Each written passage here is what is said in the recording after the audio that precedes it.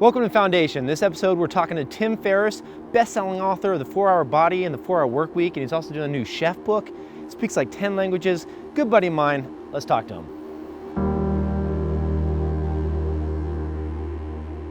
So I'm glad I have you here. We do a podcast together, but I've never had a chance to really sit down and do a deep dive on Tim Ferriss. Scary, the depths that we shall go. But let's start off at the beginning. Like, you know, everyone knows you for your books and probably the last, 5 years of your life, something like that. Mm-hmm. But, you know, where'd you grow up? Where'd you go to school? Let's start there. I grew up in an odd place known as the Hamptons. So I was actually a townie in East Hampton. Mm-hmm. And I was born and raised there. Went to East Hampton High School. Good grades? I did get good grades. Yeah, I didn't screw around too much. I took grades pretty seriously, starting in first grade. So in kindergarten, I refused. You started taking grades seriously? No. Meaning, I started taking learning seriously in first grade. Thanks to Mrs. Vinsky, my teacher in first grade. You remember specifically being like, "I'm done with this kindergarten shit. Like, it's time to take learning seriously." No, I remember having a really good first grade teacher, and actually starting not soon after that is when I decided that at some point I wanted to teach. It was after my first grade teacher, Mrs. Vinsky. Because Mrs. Bevan, I'll give her a little slap down, my kindergarten teacher. You realize these people are probably dead by now. Probably, yeah. She fed me soap. It's fine, it still hurts. It still stinks, Kevin. She fed me soap because she refused to explain why I had to learn anything. And so the alphabet, I was just not having any of it. I just refused to learn the alphabet. So she told my mom that Tim would never survive. Tim will never survive first grade. And I ended up going to first grade, and Mrs. Vinsky then says to me, "You know, Tim, if you learn the alphabet, you can read books." And I was like, "Why the hell doesn't anybody tell me this?" and she was fantastic, didn't take any shit. I mean, like, if kids misbehaved, it was like up by the ear, over to the corner, really? Type of thing. Hardcore. I got spankings in my school. The thing is, you know, I'm not saying that, like, corporal punishment should be used indiscriminately, but, like, you know, a first grader, like, grabbing them by the ear, picking them up, it's not doing any damage, and, like, they will listen to you. So I think there's a time and a place. It certainly worked for me. Anyway, so East Hampton High School, a friend of mine got stabbed in the leg in school, if you can believe that. First grade? No, this is East Hampton High School. Oh, high school. Okay. Yeah, this is 9th grade. This is an intense grade school. And it was just idle hands as the devil's workshop. A lot of kids are bored. I mean, you have the Hamptons where people come from Manhattan, a lot of very wealthy people. Mm-hmm. The townies are typically, the adults are either working in landscaping, restaurants, something very seasonal. Mm-hmm. And there's a lot of alcoholism, a lot of downtime. And people get bored and they cause trouble and they do drugs and so forth and so on. And a buddy of mine got stabbed in the leg, and then one friend of mine, David, who had gone away to boarding school, said, "You have to get the hell out of East Hampton High School, you should really move on." And so I went from being sort of the big fish in the little pond, because I was getting really good grades at East Hampton High School, to going to St. Paul's, which was in New Hampshire. Tiny school, classes 6 days a week, chapel almost every morning, 8 a.m. to 6 p.m. plus religious classes. School? It was an Episcopalian school, but it was non-denominational, meaning it was... But they still made you go to chapel once a week and things like that? Chapel was every morning except for Wednesdays, I believe Saturdays, Sundays. Huh. And it was mostly school announcements, but they did sing prayers and so forth, which was optional. Mandatory sports, really intense environment. I actually had a lot of trouble in the beginning. And that was where sort of my trajectory really changed, because up to that point, I had been bad at languages, in the sense that I got good grades in Spanish, but I couldn't hold even a basic conversation after taking it for years and years. Went to St. Paul's, then all of a sudden, like, it wasn't just Spanish and French. I could take any language I wanted. Mm-hmm. So a buddy of mine who is on the wrestling team was taking Japanese. I was interested in samurai and all that shit, just like most boys are at that age. Ninjas and whatnot. Yeah, ninjas and whatnot. And so I decided to take Japanese, and the teacher was fantastic, Mr. Shimano. And 6 months into it, had the opportunity to go to Japan as an exchange student. Sweet. And that was when everything changed. So how long were you in Japan for then? A year. I was there for, 11 months, a year. What part of Japan? I was in Tokyo the whole time. Okay, cool. So I lived with families, got there. What part of Tokyo? I was in, the school's in Kichijoji, which is a really cool spot. There's a beautiful park there. And there's a museum that maybe we'll have a chance to check out sometime called Ghibli Museum, Ghibli. It's an animation museum. Amazing. In any case, I was in Tokyo the whole time. So lived with families, went to a Japanese school, 5,000 or so Japanese students, and then me. So Where's Waldo wasn't too tough. Yeah. And wore a uniform to school every day. It was fantastic. Did you get like mad girls back in the day because you were like that one? Like, Well, that here's cracker, he's so hot. Well, I mean, what I found out after You the did. fact. No. What I found out after the fact was a lot of girls had like there was the exotic thing, being the only white dude there. Right. But they're too shy, so like they never approached me. Did you have a girlfriend there or no? I did have a girlfriend for a period of time. I had one girlfriend for maybe 4 or 5 months, but they're just very, very shy. So never came up to me. Yeah, a lot of hysterical experiences in Japan. So then you graduated, decided to move on to college. Princeton? Yep. Applied to Princeton. My guidance counselor at St. Paul's. So this is sort of speaks to the problem with certain administrations. So the guidance counselor's job is to get kids into schools. But if you think about it, the guidance counselor looks really good if students get into their first choice school. So what's the best thing to do? The best thing you can do is have your students aim really low. And then you can say, well, 80% of my students got into their first choice school. So I remember going in to meet with my guidance counselor, and I didn't have any freshman transcript really, because a lot of the stuff from New York didn't transfer to New Hampshire. I didn't have much of sophomore, junior year because of Japan. And I had to prepare my top tier list of schools that I dreamed of going to, or really wanted to go to, my I think I can get in schools, and then my fallback schools. And so Princeton, Stanford, a few others were at the top because of their East Asian Studies programs, specifically Princeton and Stanford. And then my guidance counselor said, you know what, I think you should take your backup schools and make them like your A schools, your top list schools. And I said, no, I'm not really interested in that, thank you very much, and left and never saw him again. But got into Princeton, despite having low SATs compared to the average, like much lower, because I'm a perfectionist and I didn't finish the test. Got into Princeton,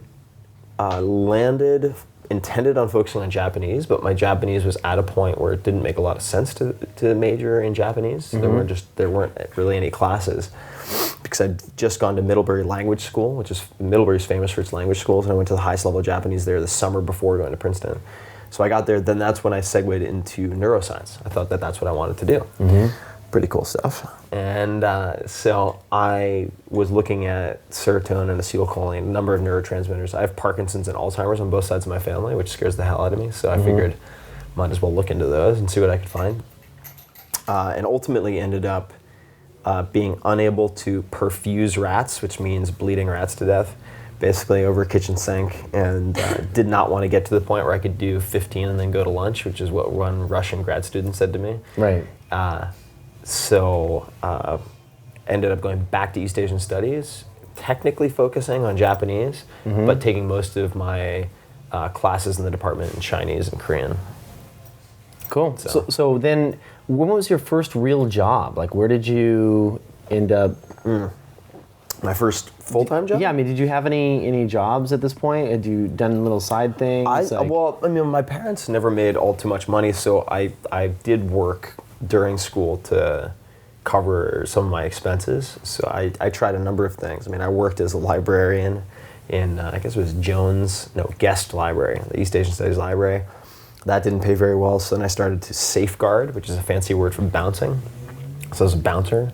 At where? At the eating clubs at Princeton, which were like co-ed fraternities. Did you study any martial arts at this point? Or? Oh yeah. Okay, I mean, so that was after I came back from Japan. So I'd competed in judo for a year, and got a first degree black belt, which is not a big deal. But at the Kodokan in Japan, and had done some kickboxing and had wrestled forever. So it was enough.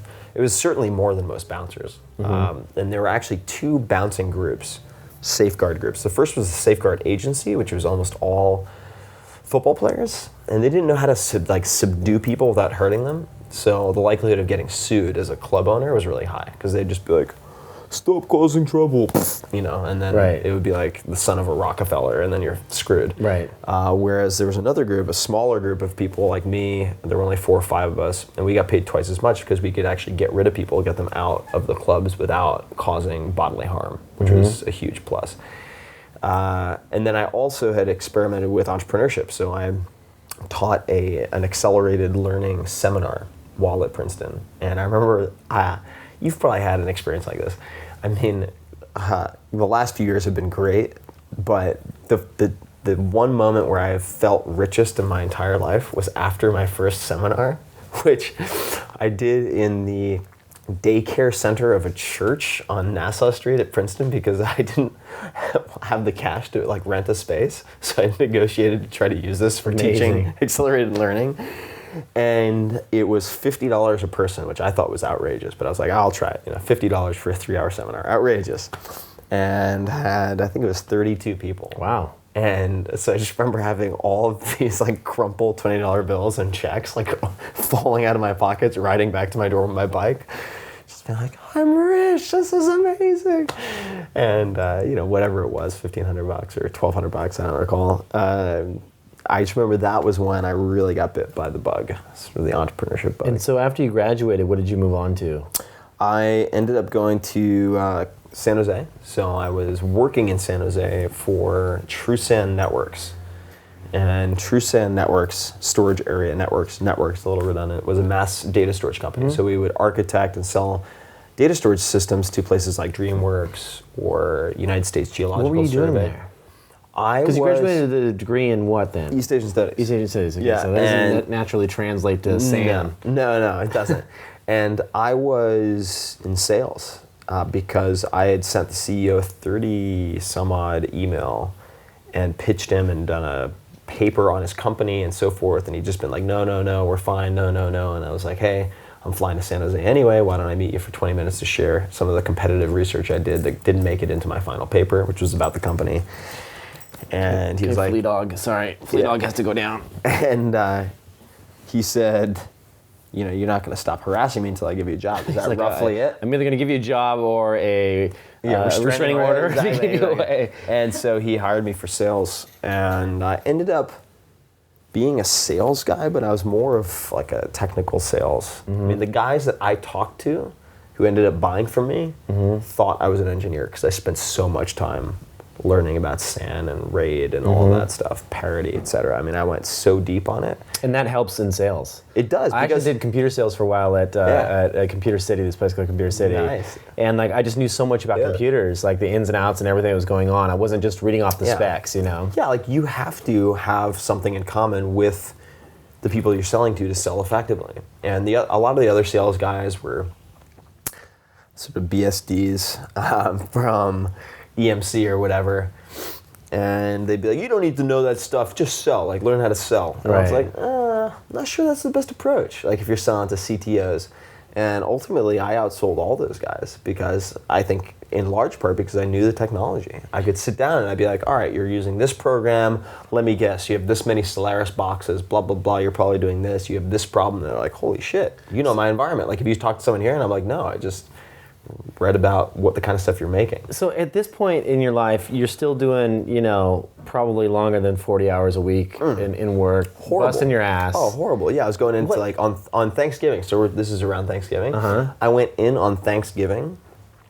Only person in the office to send like happy Thanksgiving emails to prospects. I mean, it was a depressing scene. I was really a horrible workaholic. At what point in your life did you make that shift to saying like, I can't deal with this, I need to do something else? Like why make you know, so many people are very content, like, you know, working 40, 50 hours a week. I mean, that's my life now as a startup, in the startup environment.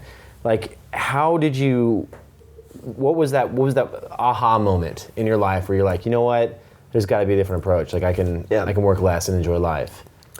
And so you know, I'm really active. I was just working on bullshit. I mean, I was filling time because I had time to fill. Like I wasn't doing anything high leverage. I was doing stuff like sleeping under my desk and then working on prospect emails that I could. What do you mean by high leverage? What I mean by high leverage is For example, in 2000, I'd started this sports nutrition company.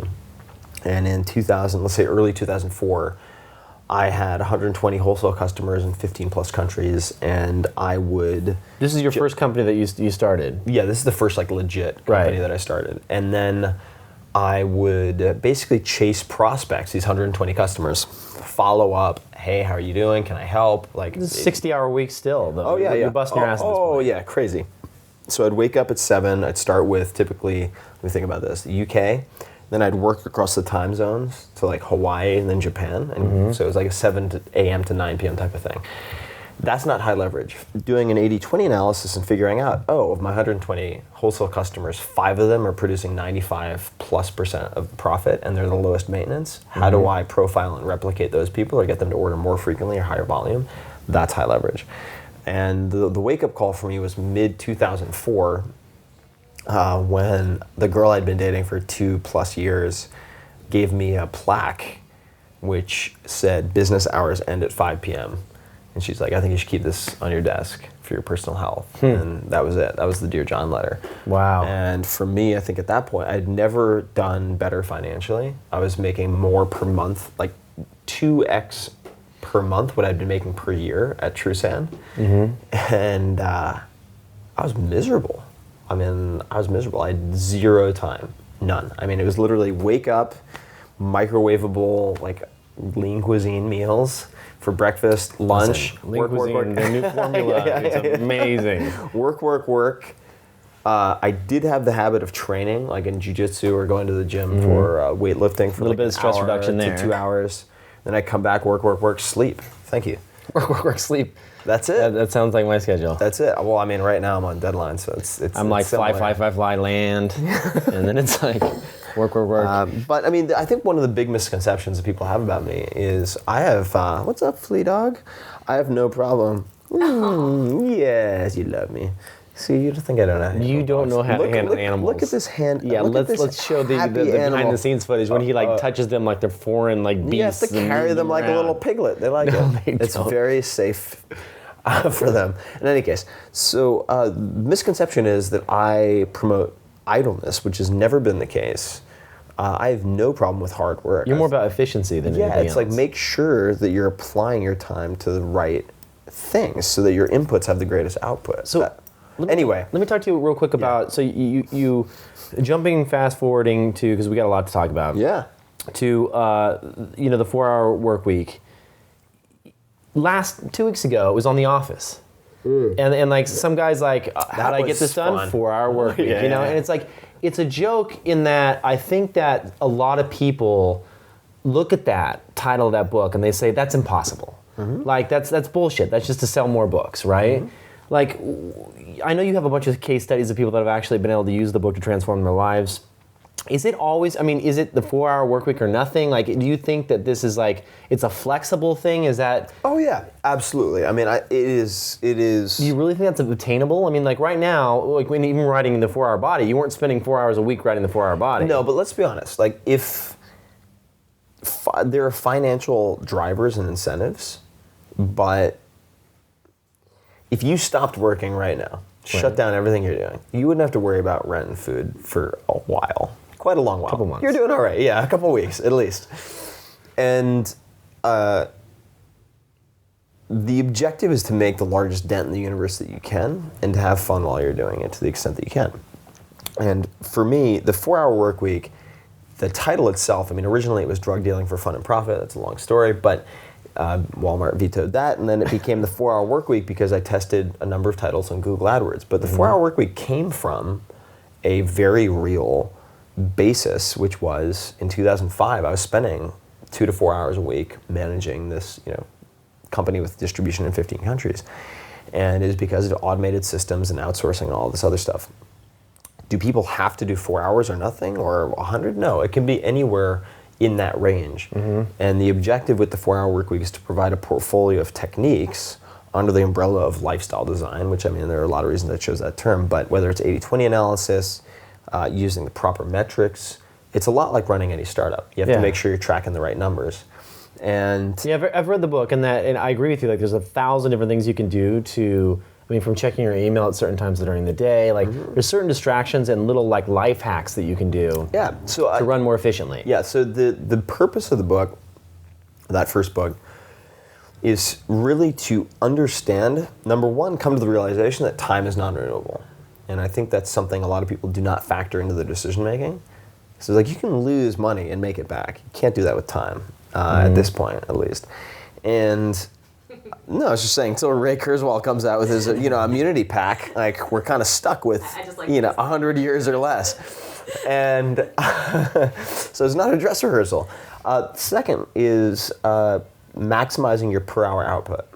Now, that means that if you have a certain, let's say, target monthly income for a certain lifestyle, you can either dial back to fewer hours per week, or you're like, fuck it. I'm going to continue to work 80, 100 hours a week because I like what I'm doing, but I'm just going to get 10x more done. And that's what a lot of people have done. And I mean, a lot of people have read this book in hedge fund circles, people who manage, 10, 20 billion dollars. It's not because they're going to work 4 hours a week.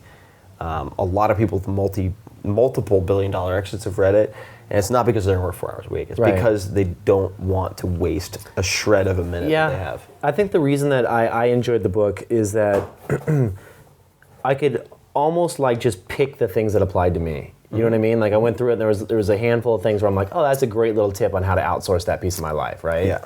I thought that was cool. Yeah. Now, talk to me about some of the challenges in writing a book. I mean, it's a good time to ask me. Yeah. I mean, you were a first-time author and doing the 4-Hour Workweek, and it blew up and sold very well. I mean, translated in how many different languages?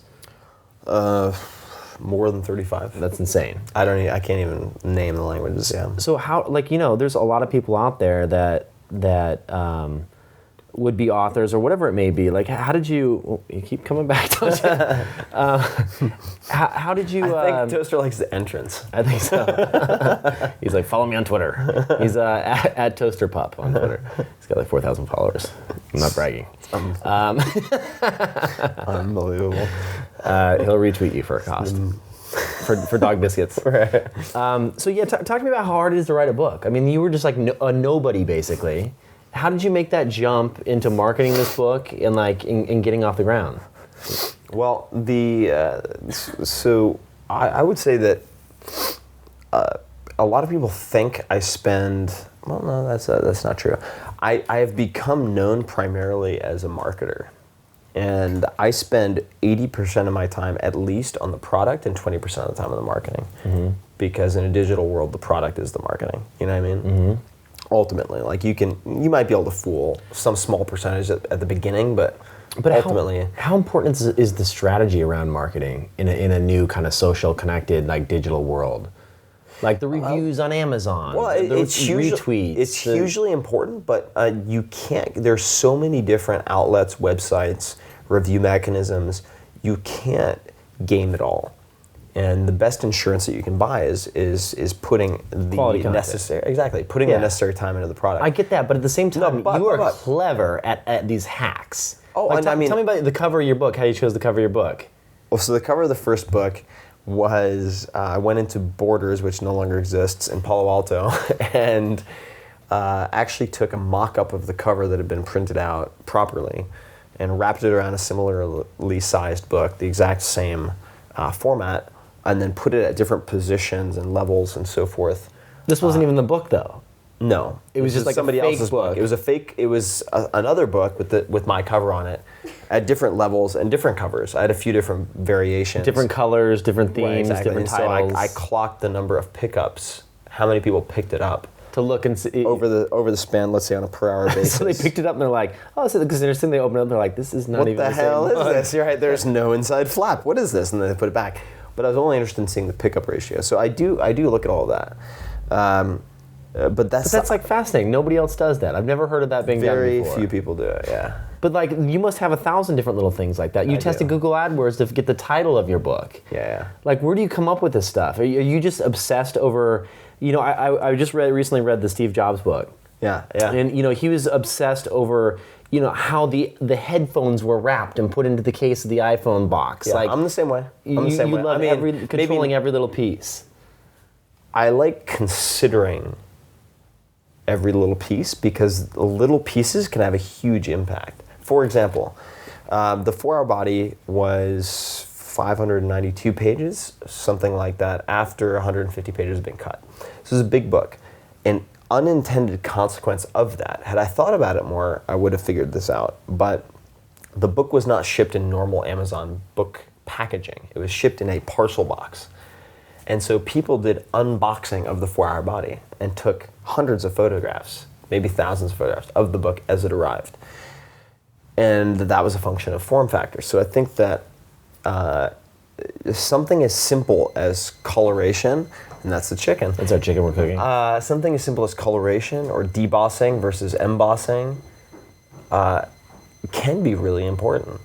How you order your chapters, how you sequence your teaching, critically important. It's like a band putting out an album. Yeah. They choose the order of the songs. Yeah, it's critically important. Or they used to when album sales were important. Yeah, and I mean, I still think it's important. If you download an album, like the idea, digital is a distribution mechanism.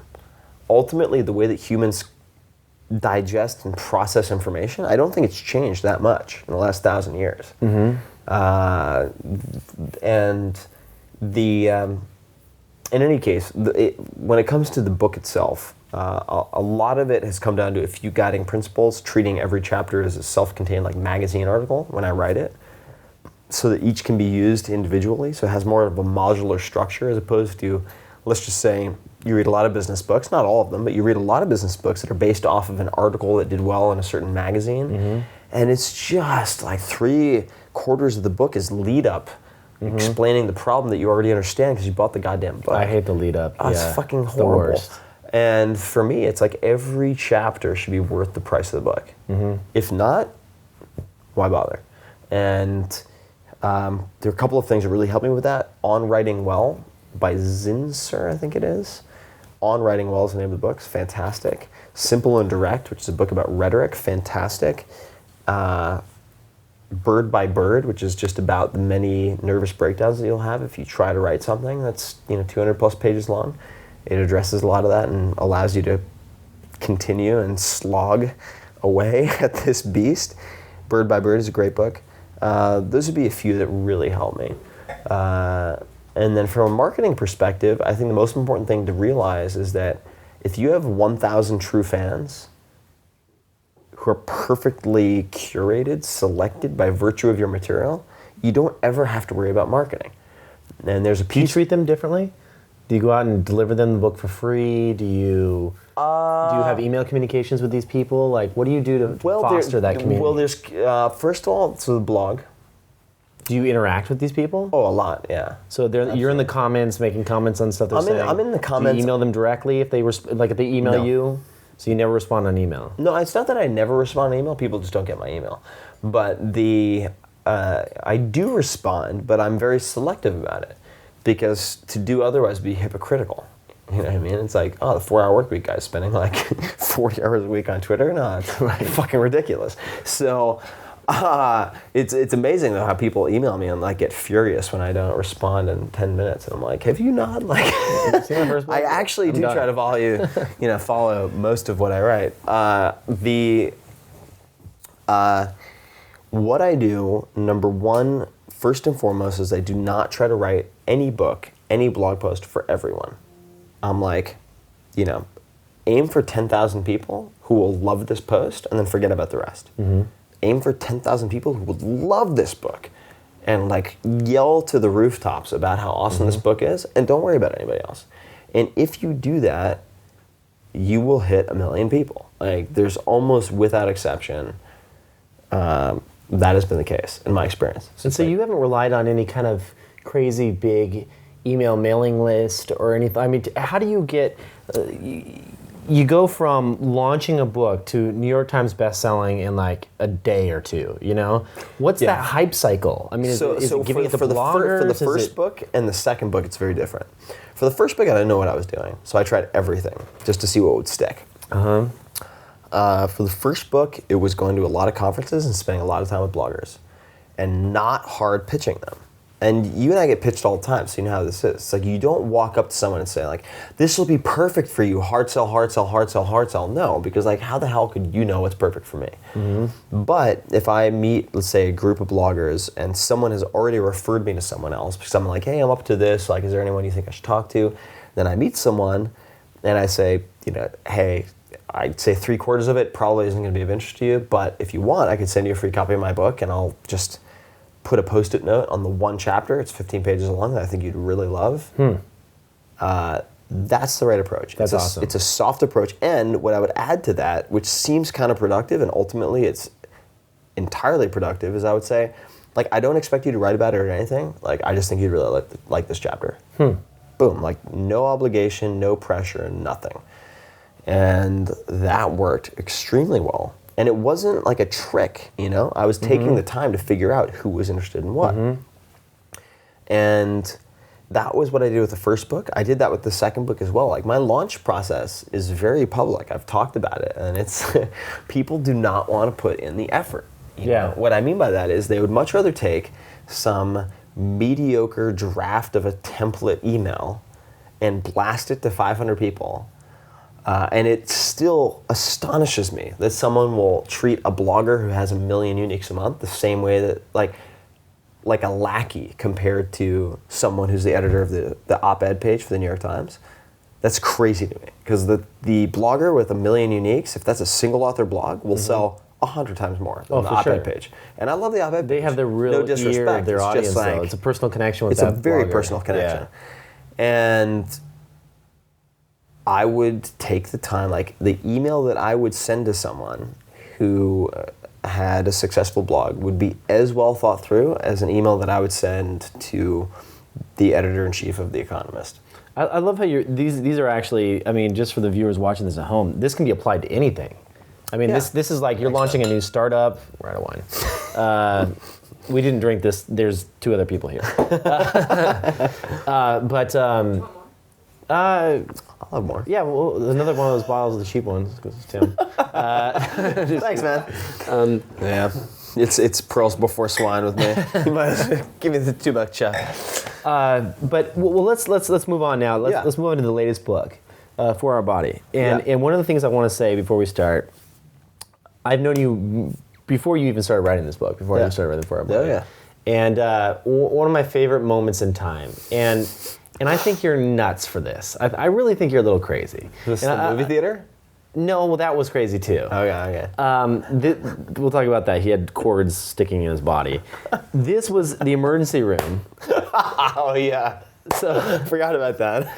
So when I squirted synovial fluid at you? Did you text me and you're like, hey, I need to go, I'm in the emergency room, could you come by or something? It's something, you wanted something. Yeah. And I was like, Glenn came by too, right? Yeah, Glenn. Because I was like, Tim, because we call him Tim. Yeah, this is right before the China trip. This is before the China trip. I'm like, he's in the emergency room. We got to go see him.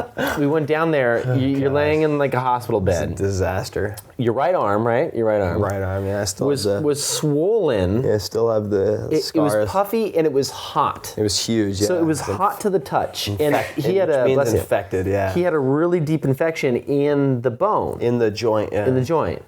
And you had syringes that the doctors had come in and tried to pull out some of the infection. Aspirate some of the fluid, yeah. And there was disgusting fluid everywhere. So gross. It looked like he wanted to take it home. It looked like liquefied chicken fat. He had it in a baggie, right? Yeah, I had it. Why did you want to take that home, first of all?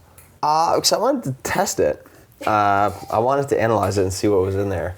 So then, Egon. then like a day later, or a couple days later, well, they cut it open. They dipped it in a bath because they thought it might be a staph infection, right? Or it was a staph infection. Yeah, they had to do emergency surgery. They dipped it in a bath of stuff to kill staph infection, right? And they gave me intravenous antibiotics. And then 2 days later, or about that, you fly to freaking rural China with us, which was dumb.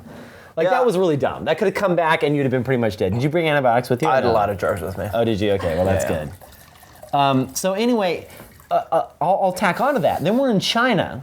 We're eating the fattiest foods. I'm eating like just fat and noodles and like everything was super fatty. And like, not only cheers. fatty, but it's like white carbs plus fat, which is the worst combination. And Glenn and I are sitting there getting fat as hell. Like, our bellies are growing by the day. And Tim, who was my roommate throughout this, we switch up roommates throughout different nights, would get up in the morning and has his shirt off because he's getting dressed, and he's like 6-pack abs, and you're actually getting skinnier. Yeah. But you had this regimen of like 30 different things you were taking at once. Yeah. Why experiment on yourself like this? Like, why? What? Who does that? Very few people do it because it's strange, but and it can hurt you though. I mean, like, there's serious damage that can as happen. long as I limit the downside, I view it as nothing but upside. So with the staph infection, that was super aggressive. That's not something I obviously don't recommend. Staph good infections. wine for $20. That is really good. I would actually probably take this one. Yeah, I signed up to the freaking club, and it was like $20 a month or something. Would. Delicious. Anyway, this is really good. Yeah, it's not bad. Zinfandel. I love Zinfandel. Yeah. Thank you, NorCal. But She's gonna say North Korea. I'm like, North Korea. Thank you, props Kim. to North Korea Thank you, as well. Kim Jong Il. I'm so Ronry. Look it up. All right. So the downsides I feel like I can limit if I do my homework. So I don't recommend haphazard pill popping and injecting. That's just stupid. But if I do my homework and I'm looking at, let's say, polycosanol, alpha lipoic acid, garlic extract, decaffeinated green tea extract, which is predominantly what I used on the trip. So this PAG stack. You wouldn't even tell me what it was. Yeah. At the He's time. afraid I was like gonna tweet it or something. He's like, I'm not telling you. Like, I and was it's like paranoid. fat just dropped Oh no, off. I remember. And then I was like, you can have some, but I can't tell you what it is. And But you were then you were getting hot at night. I remember you'd like wake up and get hot, and you're like, I'm hot. I'm hot. what was I'm like, happening? What was I was like, I'm causing not that? taking that crap. You're like, I think I was burning up. experimenting with like cayenne and some thermogenics. Yeah, be careful with cayenne. Do not take it. Just as a warning, I haven't. I was at Trusan. This is what you shouldn't do. I was like, well, if cayenne helps you between meals to lose fat, which it does, maybe I should take it on an empty stomach when I wake up. And so I was like, all right, well, if one is good, maybe two is better. And so I took 2 big, like ginormous double-aught capsules of cayenne pepper, and I'm driving to work, and I'm like, oh, I don't feel so well. And I've been fasting, and then I'm going up through the parking structure. You're like, hold on, I gotta pull over and do a line of cayenne real quick. So I can, No. I had to pull over though. I was going up to the parking structure to find parking. I had to pull over and go like vomit, dry heave basically into a corner. like raw cayenne mixed with stomach acid. It was horrible. Yeah, there's nothing in there, which is the worst. And then I ended up just like in the bathroom, sitting in a corner, like sweaty and in pain. So my boss sent me home, which was great. But in any case, I don't recommend that. I don't recommend doing that. But why the book though? Why experiment? I mean, I know that you've been into wrestling and fitness and body building for a long time. Yeah. Was it just that you were discovering some things that you thought had been lost, or like? I felt like there was an overabundance of misinformation, or even good information. Let's just say there are 100 ways to skin the cat of fat loss. All right, fantastic. But for the average person, it is completely overwhelming to look at 100 options. They get too fatigued, as anyone would. So for me, because I obsess on this type of thing, I was like, well, fuck. I'm from Long Island, so I curse a lot, as you know. Why don't you... There's indignation. Yeah, right, exactly. So why don't you just allow me then to act as the filter for these various things, and I can provide someone with a very simple prescription and save them the trouble of doing all the review. Because I'd done the testing, because I'd tested it on people like my dad who lost 90 pounds of fat after failing on everything, because I can test it on my readers. For better or for worse, I have thousands of people who are willing to test just about anything. Is that scary though? I mean, that's gotta be like. It's not scary. What if you give the? I mean, it's a responsibility. It's yeah. a very grave responsibility, and I have to be very careful.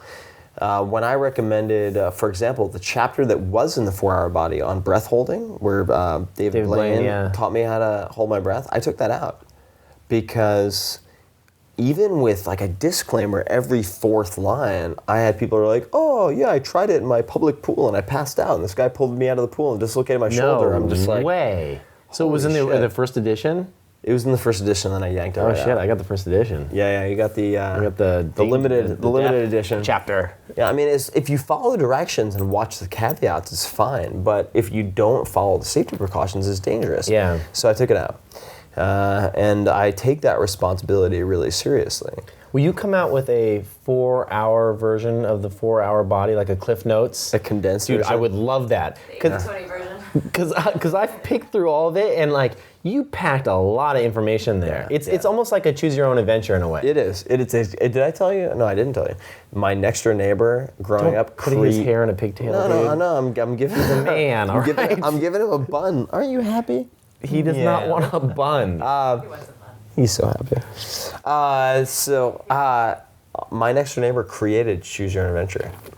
No way. Yeah. So he would have me and my younger brother test Choose Your Own Adventure books. Oh, I thought you were your next door neighbor now. Back when you were a kid. Back when I was a kid. Dude, I love Choose Your Own Adventure. So if you look back at some of the old Choose Your Own Adventure books, you will see Tim Ferriss in the books. No way, because he named him after you. Yeah, he put our names in as a thank you for testing out the books. That is amazing. Yeah, so cool. That's like possibly the coolest thing that you've ever done. It might be. It could be. That is very depressing, cool. but yeah, it could be. So, I mean, how have things been with the book? You pretty happy with how everything's turned out? I mean, what's next for you? Yeah, I'm thrilled. I mean, I'm thrilled with how the 4-Hour Body did. I could not be happier. The stories are amazing. I mean, the Slow carb everyone knows it now. yeah, And all of my friends have been on your diet. Like, I talk to people. It's so funny. It's weird when you know somebody. You're like that dude that just like, I feel like this book, the last one put you on the map, but this one, like, if you sold more of this book than your original... It will Workweek? eclipse it soon, which is crazy because It the 4-Hour feels Workweek like came it. out in 2007 and the 4-Hour Body came out December 2010. It's funny, when I go back to Vegas, like my sister was on your diet for a while, and then her friends were like, and I'm like, yeah, he's a buddy of mine. They're like, what? No way. They like freak out. Yeah. It's hilarious, man. It's been wild, man. And this one has hit a much broader. What's on my jeans, pal? Oh, you know what? I was cooking in these a while back. Yeah. No, it's good stuff. It's like veal bone cartilage. Yeah, well, basically. I mean, veal stock. I've been cooking. That's the new project. But I've had some really fun experiences that I wouldn't have had with the 4-Hour Workweek. So, for example, when I was getting ready to go on the what's going on, pal? He's just a good Getting dude. all chewy. When I was getting ready to go on the Rachel Ray show. I didn't know you went on Rachel Ray. Yeah, I was on Rachel Ray. She was cool, actually. When I was getting ready to go on the Rachel Ray show. You didn't hook it up, I don't know. No. But Richard Marx was going on the same show. And he was in the dressing room, and his agent came out. He's like, "You Tim Ferriss?" I was like, yeah. He's like, "Oh, well, why don't you come say hi to Richard?" I was like, sure, why not? I remember Richard Marx. I mean, who doesn't, right? Yeah. I mean, of our sort of age group, right? Like, of course you know Richard Marx. And so I went in and met him. He's having like makeup done or whatever, like everybody does before they go on TV. And he says, "Do you know who gave me your book?" I was like, "No idea." And he goes, "Hugh Jackman." No way. How cool is that? I freaking love That's Hugh the Jackman. coolest thing ever. Wolverine. Yes. My God. Like, I went into the X-Men prepared to hate anyone who would try to be Wolverine because I didn't feel like they could do a good dude, job. he's Wolverine. And I saw your Wolverine comic in there, by the way. Yeah, number And 1, sealed. That's incredible. Anyway, comic geeks. I have a lot of polybag comics, but he nailed it. He totally nailed it. Yeah. And obviously everything else that he's done. But Did you ever reach out to him? I haven't reached out to him. Dude. I know. Go hail Wolverine. He is one of the few people in Hollywood that I would really like to meet. Yeah. Dude, you got to meet Wolverine. Yeah, That's amazing. So, in any case, that type of experience is not something that would have happened through the 4-Hour Workweek. So the 4-Hour Body has opened up an entirely new audience, and we'll see with the new book. Sweet. The 4-Hour Chef. Are you saying what it is then? Yeah, 4-Hour Chef. Yeah, Okay, yeah. cool. So the 4-Hour Chef. Are you going to teach me how to be a chef? I will. Well, I think your girl can probably do a lot of that. No doubt. But I will have. No, I, you I can't will teach me how to have. be a chef. Does I that will- sound sexual? I'm sorry. I will. I will. You cheating on me, Kevin? I am. I'm so embarrassed. But I think that for the audience that I have, my way of approaching cooking and deconstructing it will be interesting. And that I agree. The overarching goal of the book is to teach people how to learn. So it's very much a cookbook for people who don't buy cookbooks. Meaning, the most requested book topic that I've had for the last 4 or 5 years has been like the 4-hour expert, the 4-hour genius, whatever. I mean, I don't like the word genius, but like, how do I tackle these various subjects, whether it's tango or Japanese Language archery, learning. languages, whatever. Yeah. The process is the same. So what If is you came out with language learning, my God, I would love that. so I'm dude. going to talk about that in this book. So basically, by learning how to cook, you have to use food as the medium, but I'll be teaching people how to learn. And that's really fun. It's also very, very, very challenging. So I'm not going to lie, like it's been very stressful. I take it really, really seriously. Because I feel a lot of pressure. The first 2 books did really well, and I'm like, shit, I need to do something at least as good. Yeah. Ideally, much, much better than the last 2 books. And I put everything into those last 2 books, so it doesn't get any easier. Yeah. So tell me, one of the things that I always ask my guests before wrapping up is always to share one of their big failures and mistakes they've made in the last couple of years. You know, and so in creating these books and dealing with the masses and everything that you've done, if you could go back in time and take back 1 or 2 things, what would those be?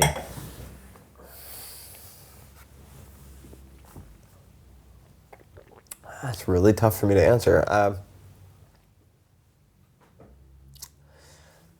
I mean, the first response that I would want to give you is more the personal failures than the business failures. So, for example, you know, that girlfriend in 2004 broke up with me. Like, I should have paid more attention to the relationship. But at the end of the day, now, I mean, I'm in a really good relationship. I don't think that relationship was the right one for me. Right. So maybe that happened for a reason. Let's see, mistakes. What about even going from book 1 to book 2? Honestly, I think in general, being brutally honest and setting expectations is where I make the most mistakes. I think that I'm good at it. I just need to be better. Like in what way? Well, I'll give you an example.